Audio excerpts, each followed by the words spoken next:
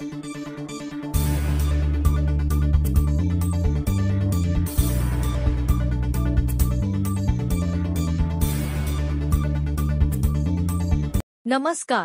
आप देख रहे हैं भोजपुरिया न्यूज दर्शन।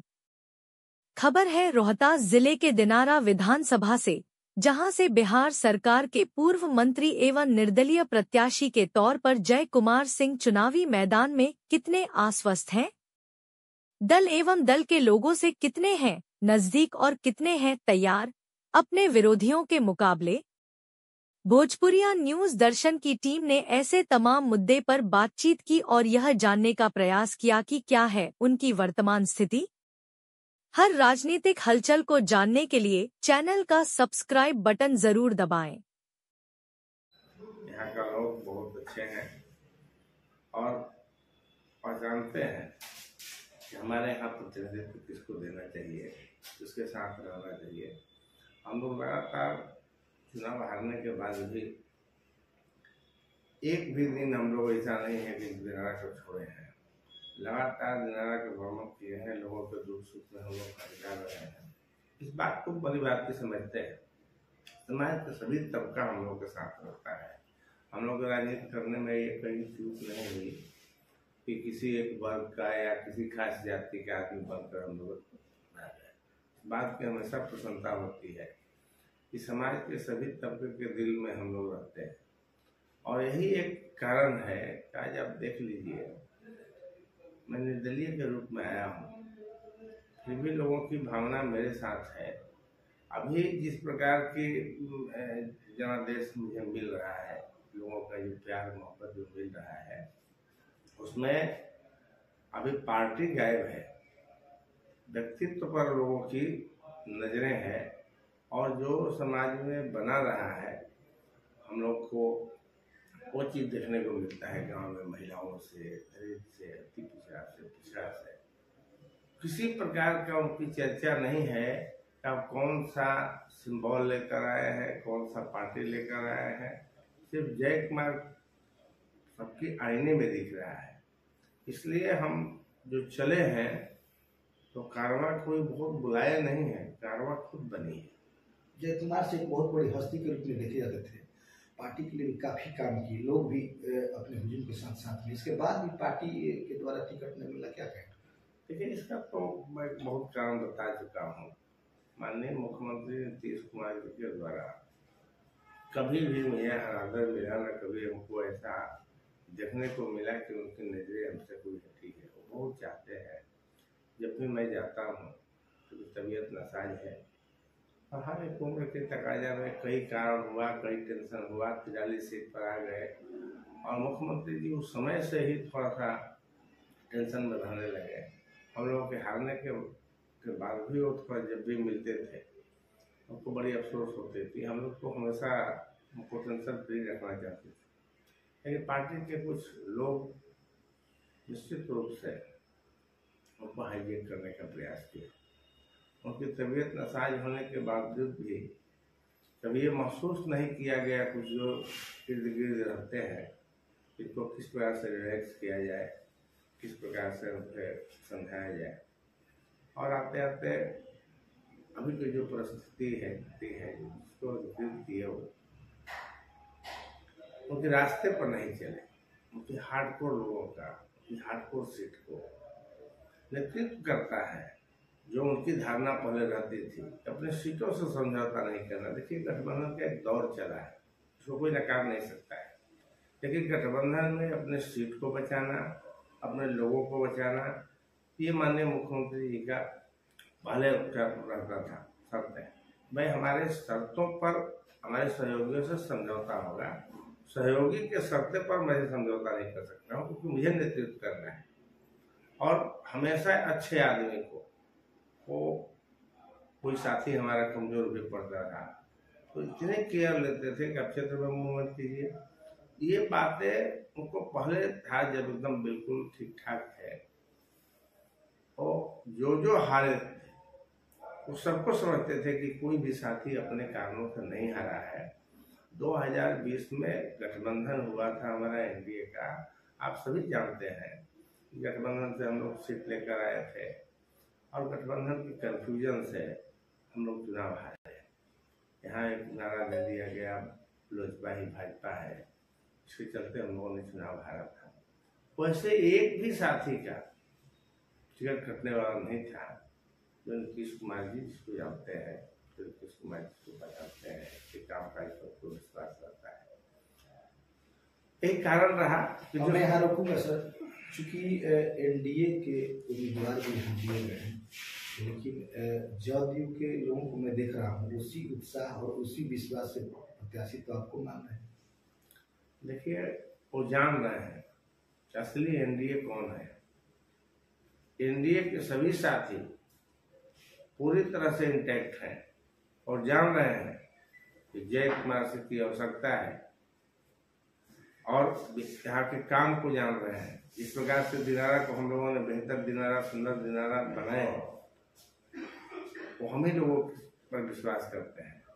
और हम लोग यहाँ लंबे समय से काम किए हैं। बाहर से आप देख लीजिए किसी पार्टी को, अभी एक विडम्बना है कि कैमूर से आकर हमारे जो विपक्ष के रूप में यहाँ के लोग राजद में रहते थे, उनको लाया गया, एक डमी कैंडिडेट के रूप में लाया गया है। और जो अभी आए हैं उनकी क्या है, उस पार्टी का यहाँ पर क्या है, क्या उस कैंडिडेट की भूमिका क्या है, ये चीजें जन जन में चला गया है कि पार्टी ने कोई नया खेल जरूर किया है, जिसमें कहीं से भी हमारा नेता नीतीश कुमार जी की भूमिका नहीं है। उनको ये जानकारी तक नहीं है कि यहाँ पर कौन लड़ रहा है। आपका चूंकि पहले से हर क्षेत्र में जनाधार रहा है, आपके लोग हैं, तो क्या कहें, कितना आत्मविश्वास आप रखते हैं इस चुनाव को कैसे पलट देंगे?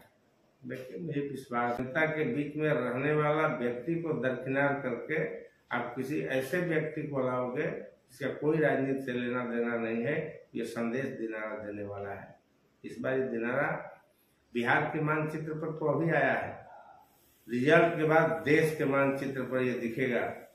मैं चुनौती देकर नहीं खड़ा हूँ, लोगों की प्यार से, मोहब्बत से जो कहे हैं आप खड़ा होइए। राजनीति दूषित हो रही है, हमें जिता करके बताना है कि लोकतंत्र में पैसा का खेल बंद करो। पैसा से टिकट मिल सकता है, लेकिन पैसा से आप विधायक नहीं बन सकते हैं।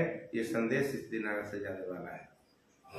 लेकिन अभी एनडीए प्रत्याशी बोल रहे हैं कि जो भदलीधाम में कार्यकर्ता सम्मेलन हुआ था उसमें सभी पार्टी के लोगों ने कहा था कि जिस पार्टी का भी सिंबल मिलेगा सब उनका सपोर्ट करेंगे। इस पर आपकी क्या है? देखिए, जिस बात का उल्लेख किया जा रहा है, मैं सिर्फ इतना ही कहता हूँ कि हर जगह पर हर पार्टी की अपनी अपनी प्रासंगिकता है। अभी छोटी पार्टियां इतने प्रासंगिक नहीं हो गई है कि एक बिहार के कोने कोने में उनकी कोई जनाधार रहा है। सब जानते हैं।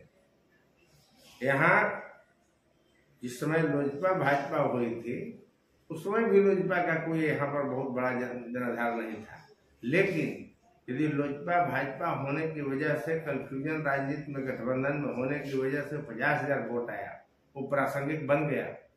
उस आधार पर वो बोल सकता था कि नहीं, मैं 50,000 वोट लाया हूँ, सेकंड नंबर पर रहा हूँ, मुझे सीट चाहिए।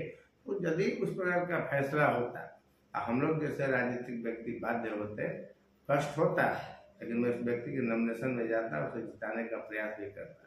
तो बोल सकते थे भाजपा के लोग या हमारे पार्टी के लोग कि भाजपा बहुत बाध्य कर रही है, जगमा जी आपको बहुत बार दिया गया है, इस बार हम लोग भाजपा का सीट दे रहे हैं। वो भी एक प्रासंगिक था। यहाँ क्या है लोजपा आरएलएम का प्रासंगिकता, क्या है उसमें मांझी जी का प्रासंगिकता। इसलिए मैं कहता हूँ गठबंधन का मतलब ये नहीं है। मैं अपने पार्टी में इसी प्रकार का सवाल खड़ा किया हूँ कि हम नेतृत्व कर रहे हैं, हम अपने सहयोगियों के शर्त पर क्यों खड़ा हो गए, हम इतने कमजोर कैसे हो गए। बिहार में हमारे वोट से हमारी छोटी छोटी पार्टियां कुछ सीटें निकालती है, उसके जनाधार पर हम नहीं निकालते हैं। हमारा शिकायत मुझे अपनी पार्टी से है कि हमारे पार्टी के अधिकृत व्यक्ति जिनको जिम्मेवारी दिया गया था सीट शेयरिंग का, ऐसा चूक क्यों किए। आप हमारे कोर सीट को क्यों इधर उधर किया गया है। इस प्रकार का खेला हुआ है कि हमारे पार्टी का हम लोग हैं, हमें कहा गया कि आप वहाँ लोजपा लड़ेगा, आप लड़ेंगे लेकिन लोजपा की सीमा। यदि इस प्रकार के सवाल मेरे साथ खड़ा होता तो मैं एक सिरे से टिकट को नकारता। अरे भाई, हमारी कुछ आइडियोलॉजी है, हमारी अपनी पार्टी की कुछ विचारधारा है। मैं खड़ा हूँ और कह दिया जाए कि अब जाइए भाजपा में, अब भाजपा में जा करके आप सिंबल लेकर लड़िए। हम आज फॉलो कर रहे हैं लोहिया जयप्रकाश और कर्पूरी जी को, कह दिया जाए कि दीनदयाल जी का गुणगान कीजिए। ये पार्टी की जिस प्रकार की परंपरा बनी है, ये बड़ी गलत परंपरा बनी है। सहयोगी को सीट देना है, स्पष्ट रूप से देना है कि ये भाजपा का सीट है तो भाजपा का ही कोई व्यक्ति लड़ेगा। ये आर्लेम का है तो आर्लेम का ही लड़ेगा।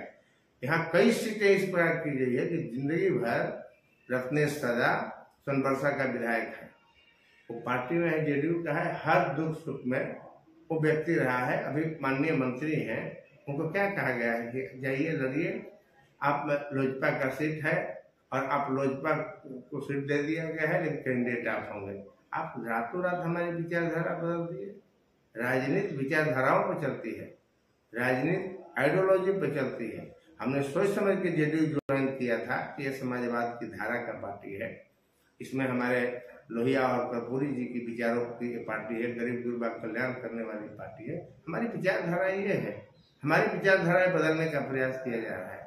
इस प्रकार के खेला कभी भी माननीय मुख्यमंत्री नीतीश कुमार जी जब नेतृत्व कर रहे थे तो ये खेला नहीं हुआ था। ऐसे कुछ कटु कारण रहा है जो हम लोग जैसे आदमी भी पार्टी को छोड़ा है, लेकिन अपने नेता की आदर्श को लेकर चले हैं। मैं नीतीश कुमार जी के आदर्शों पर चलते रहूंगा। अपने जीवन काल में अपने नेता को कभी मैं भूलूंगा नहीं, उसके दामन पर एक दाग नहीं लगने दूंगा। और पार्टी हमारे निकलने से कई साथियों की रास्ता मिली, नहीं तो कई साथी और दरकिनार हो रहे थे, लेकिन जिसमें प्रेस कॉन्फ्रेंस किया हूँ उसे कई साथियों की लाभ हुआ है, उसको सीट देने के लिए लोग मजबूर हुए हैं। यही मेरा उपलब्धि है। पार्टी जहाँ मैं घर बनाया हूँ, मैं घर छोड़ता नहीं हूँ। मैं बहुत ही आहत होकर अपने घर को छोड़ा हूँ। उस घर को सुंदर मुझे छोड़ने से चुनाव बाद एक आंदोलन का रूप पकड़ेगा और फिर से नीतीश कुमार के मार्ग की वो पार्टी बनेगी। और पार्टी बिहार के हित की पार्टी थी, बिहार की सुंदर स्वर्णिम सुंदर बिहार बनाने वाली पार्टी थी। छोड़ने से एक नई रास्ता, फिर से वो पुरानी रास्ता जो नीतीश कुमार जी बनाए थे, उसमें सभी साथी चलेंगे, मैं ऐसा मानता हूँ।